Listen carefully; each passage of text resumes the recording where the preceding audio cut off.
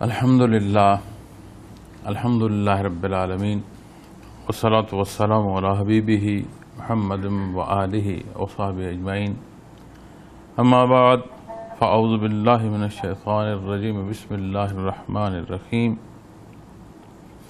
انا انزلنا علیک الکتاب بالحق لتحکم بین الناس بما اراک اللہ ولا تکن للخائنین خصیما۔ یقیناً ہم نے آپ پر حق کے ساتھ کتاب نازل فرمائی ہے تاکہ اللہ نے جو آپ کو بتا دیا ہے آپ اس کے مطابق لوگوں کے درمیان فیصلہ فرمائیں اور آپ خیانت کرنے والوں کی طرف سے بحث نہیں کیجیے گا۔ واستغفر اللہ، اور اللہ سے بخشش مانگیے۔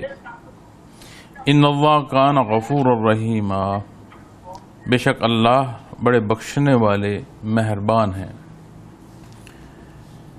قابل احترام صاحب مجازین حضرات، معزز امراء و صدور الاخوان، السلام علیکم ورحمۃ اللہ وبرکاتہ۔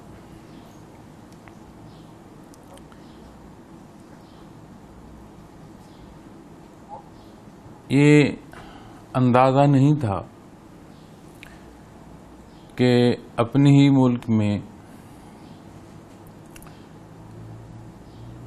عمومی خیر کے ساتھ تکلیف وبا کی اتنی بڑھے گی کہ ہر کوئی اپنی جگہ رک جائے گا، ایک دفعہ نظام حیات منجمد ہو جائے گا۔ لیکن اللہ کا نظام ہے للہ ما فی السماوات و ما فی الارض، ہر شے کا مالک ہے، جو جیسے اسے پسند ہے اس کا حکم ہے، اس کے مطابق چیزیں ہیں۔ دنیا میں امتحان کے حوالے سے اگر بات کی جائے، اللہ کریم نے اصول و ضوابط عطا فرما دی ہیں۔ انا انزلنا علیک الکتاب بالحق، اللہ کریم نے حق نازل فرمایا نبی کریم صلی اللہ علیہ وسلم نے، لتحکم بین الناس بما اراک اللہ، مخلوق کے درمیان حق کے ساتھ فیصلہ فرمایا۔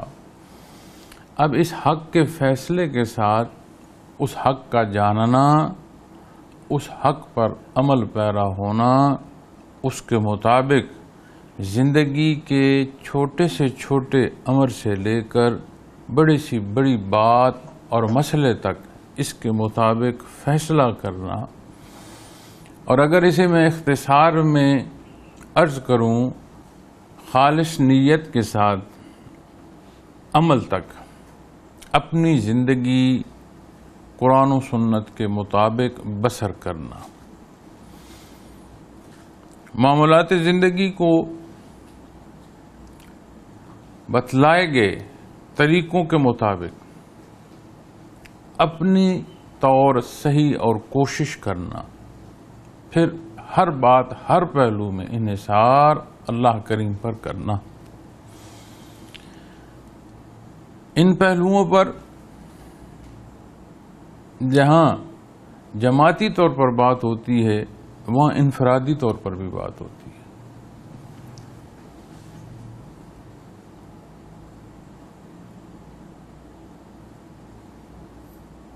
وقت تھوڑا ہے اور کسی جگہ اگر کنیکشن کا کوئی فرق آئے تو یہ ساتھ ریکارڈنگ ہو رہی ہے، یہ انشاءاللہ آپ کو یہ بھی بھیج دیں گے۔ تو انفرادی حیثیت سے لے کر اجتماعی طور پر یہ ذمہ داری ہے۔ انفرادی حیثیت میں میں اور آپ اپنے طور جو کچھ کر رہے ہیں، عبادات کے حوالے سے، معاملات کے حوالے سے، ہر پہلو سے ایک حصہ وہ ہے۔ دوسرا حصہ ہے جو اجتماعیت کا حامل ہے، جماعتی طور پر ہوتا ہے، جس کے ڈائریکٹ معاشرے کے ساتھ تعلق ہوتا ہے، ورنہ ایک اکائی جو ہے وہ بھی معاشرے کا حصہ ہے، لیکن جب اجتماعی طور پر کوئی کام اختیار کیا جاتا ہے تو انفرادیت سے زیادہ اثر دیتا ہے اجتماعیت کا معاملہ۔ پھر اس اجتماعی طور پر جو امور ہیں اس میں اللہ کریم نے ہمیں خصوصاً، جو میں آپ سے گزارشات پیش کر رہا ہوں، ہمیں سلسلہ نقش بندیہ اویسیہ اس کے تحت جمع ہونے کی توفیق عطا فرمائے، الحمدللہ۔ ماہانہ اجتماعات، سالانہ اجتماعات، آپ کے لوکل ماہانہ ہفتہ وار اجتماعات، ان تمام کو ترتیب دینے کا مقصد اپنی ذاتی تربیت اور اپنی تربیت کے درجے کو اس حیثیت تک پہنچانا کہ یہ اجتماعی طور پر ہم معاشرے میں کام کر سکیں، مخلوق خدا تک اس کیفیات قلبی کا پہنچنا اور ان کی اس عطا سے آشنائی کا سبب کرنا۔ قرآن کریم نبی کریم صلی اللہ علیہ وسلم کو ارشاد فرماتے ہیں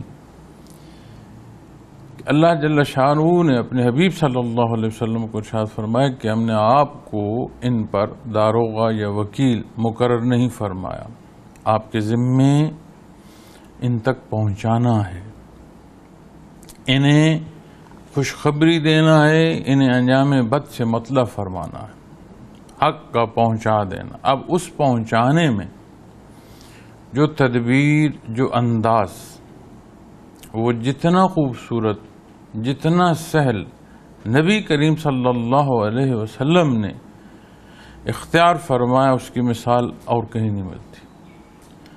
اسی اقتدا کو، اسی پہلو کو لیتے ہوئے میری آپ کی بحیثیت ذمہ دار یہ ذمہ داری ہے کہ ہم اپنے معمولات کا جائزہ لیتے رہیں، جہاں قرآن کریم کسی بات کی طرف اشارہ فرماتا ہے، کسی کمی بیشی کی طرف توجہ دلاتا ہے، کہیں حکم فرماتا ہے، کہیں اقوام سابقہ کے حالات اور کردار پر بیان فرماتا ہے، ان ارشادات کے سامنے اپنے آپ کو جانچا جائے کہ اس حکم کے مطابق میں کہاں کھڑا ہوں۔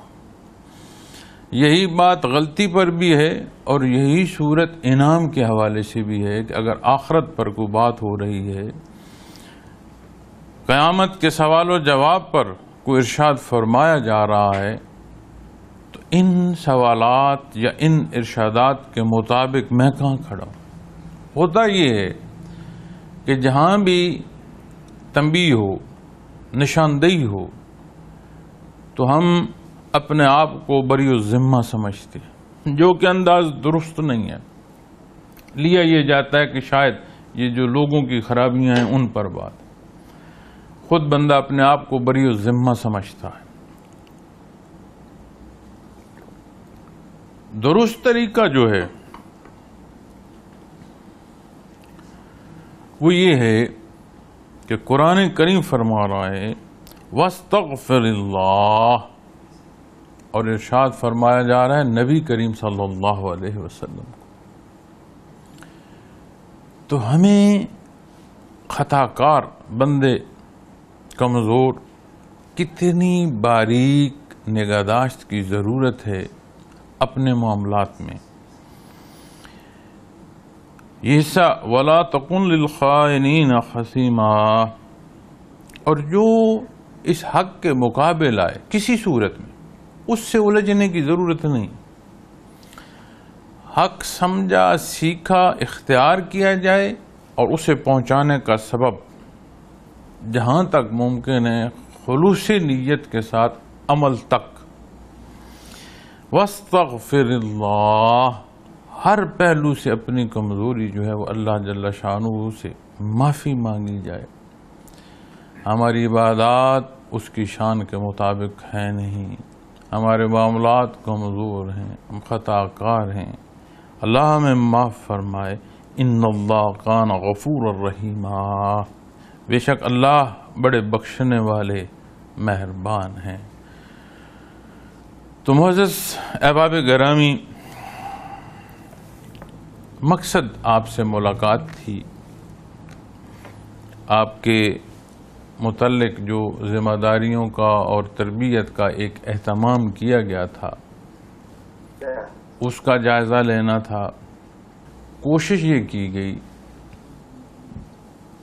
کہ جو ترتیب دی گئی ہے وہ تربیت آپ تک پہنچائی جائے۔ اب ذمہ داری کے پہلو دونوں طرف ہیں،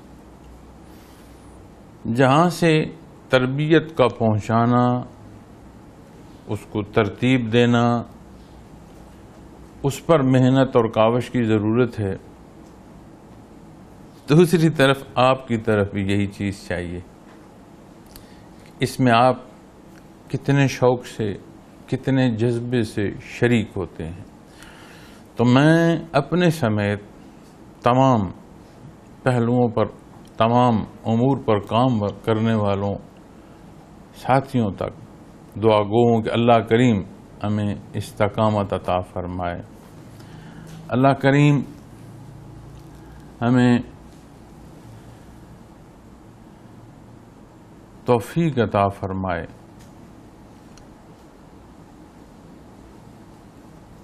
کہ یہ ذمہ داری احسن طریقے سے ادا ہو۔ انسانی کاوش جو ہوتی ہے اس میں بہتری کی ہمیشہ گنجائش رہتی ہے، تو انشاءاللہ مزید کوشش کی جائے گی کہ انتظامی امور جو ہیں انہیں اور بہتر کیا جائے۔ اب آج کی صورتحال میں دو پہلوؤں کا خصوصی خیال، ایک جو بنیادی طور پر دینی ہماری ذمہ داری ہے ترویج سلسلہ کے حوالے سے، بے شک اس وبائی مرض سے زندگی ایک طرح کی تعطل کا شکار ہے، لیکن نظام حیات پھر بھی رواں دواں تو ہے، کمزور سے ہی، رکاوٹ سے ہی، لیکن رواں دواں نہ ہو تو حیات کیسے ممکن ہے؟ تو انہی احتیاطی تدابیر میں جہاں معاملات دنیا کو ہم اختیار کر رہے ہیں، وہاں یہ کوشش ساتھ جاری رکھیے گا کہ وہاں کوشش یہ جاری رکھیے گا کہ آپ کا یہ جو ذمہ داری ہے، جو ترویج سلسلہ ہے، تو اس ساری ذمہ داری میں احساس اس کی ضرورت ہے، اور اس احساس کے لیے، خلوص کے لیے، ہر پہلو کے لیے جو ذکر کا اختیار کرنا اور باقاعدگی، تواتر ہر پہلو سے انتہائی ضروری ہے۔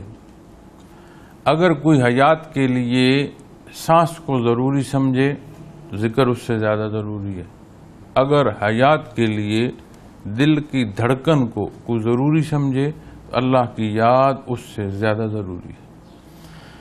یہ وہ پہلو ہے جو دنیا و آخرت میں کامیابی کا سبب ہے۔ اپنے جو ذاتی معمول ہے اس میں ذکر کی اہمیت کبھی کم نہ ہونے دیں، کبھی ٹوٹل نہ پورا کیجیے گا۔ یہ دیکھنے میں آتا ہے، تجربے میں آتا ہے کہ میں نے وقت نہیں ملا، کسی مصروفیت میں تھا، میں نے چند سانسیں جو ہیں وہ ذکر کی طرف توجہ کر لی، مصروف تھا، میں نے گاڑی میں بیٹھے بیٹھے 5 منٹ ذکر کر لیا۔ اپنے اوقات کار میں وقت مقرر کریں اور مضبوط ذکر کریں، ابتدا سے لطیف قلب سے جب شروع کریں تو اس قوت سے کریں کہ آپ واپس لطیف قلب تک جب آئیں تو وہ متواتر کیفیت رہے.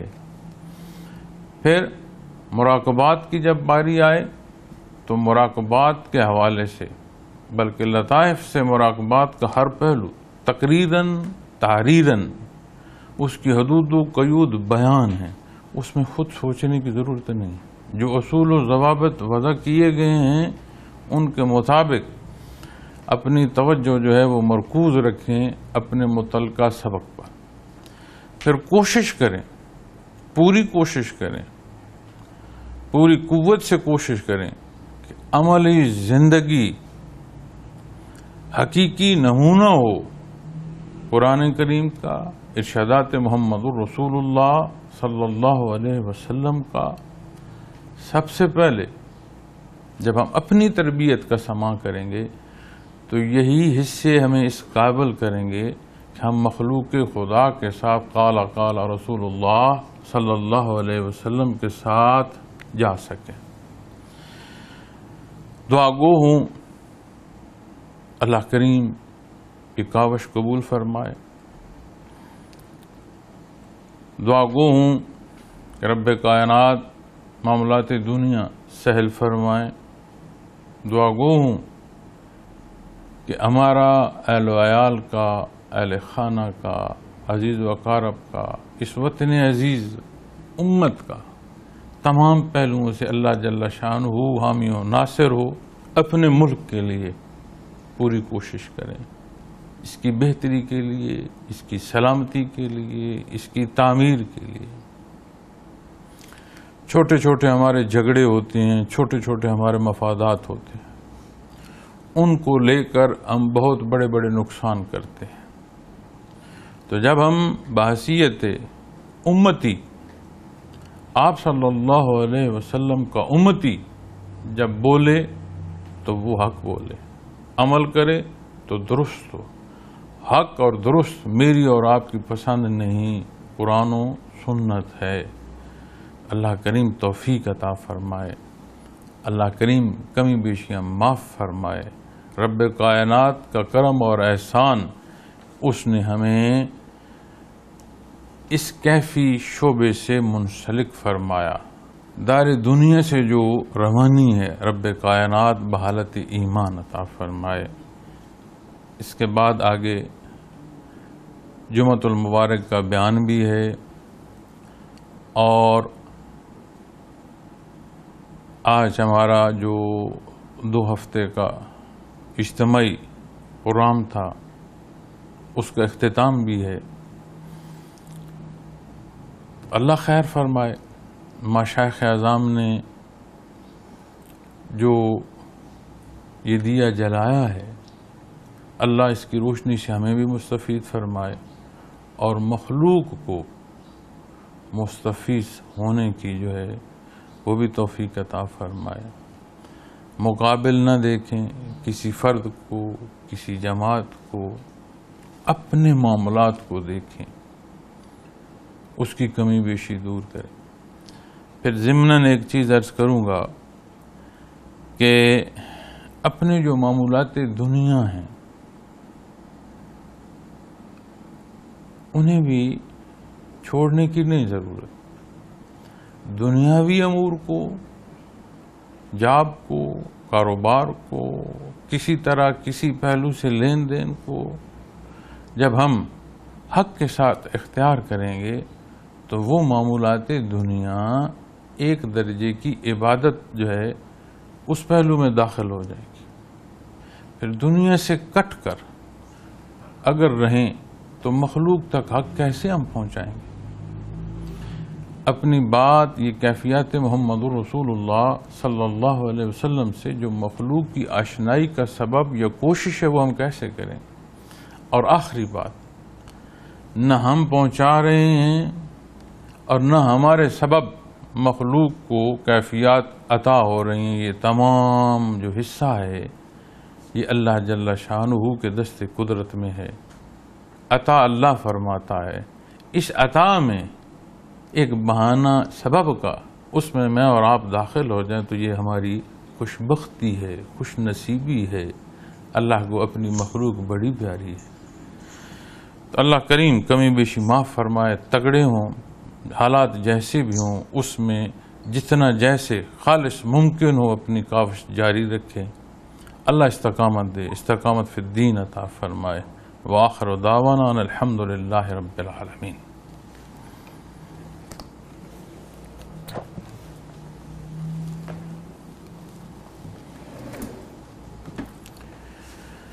الحمدللہ رب العالمین والصلاة والسلام علی حبیبہ محمد وآلہ وصحبہ اجمعین۔